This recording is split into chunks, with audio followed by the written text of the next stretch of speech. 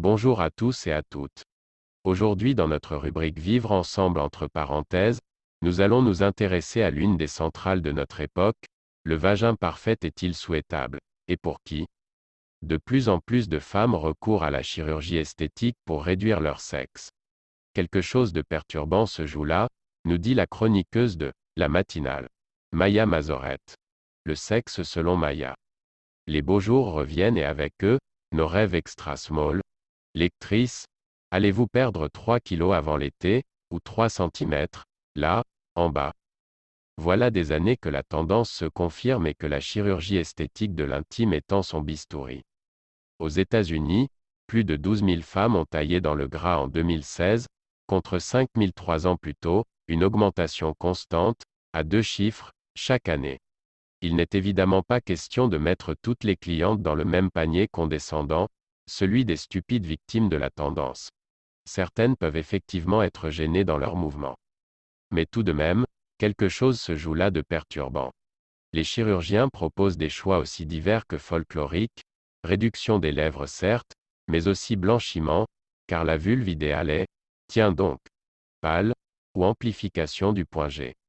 L'industrie de la cosmétique ne manque pas d'imagination. Il y a 2 ans, l'actrice Gwyneth Paltrow suggérait de traiter nos vagins grâce à des bains de vapeur. À Manchester, un spa offre des traitements au nitrogène liquide destinés à raffermir et rajeunir ces chairs-là. À Toronto enfin, un institut de beauté propose un vajacial pour faire scintiller sa peau après une épilation intégrale. Manipulation médiatique que cherchent les clientes, du moins celles pour qui la procédure est purement esthétique, une forme de normalité, mais sans point de comparaison raisonnable. D'habitude, nos pères fixent la norme, notre groupe d'amis ou de connaissances, avec comme contre-repère ce qui nous tombe sous les yeux.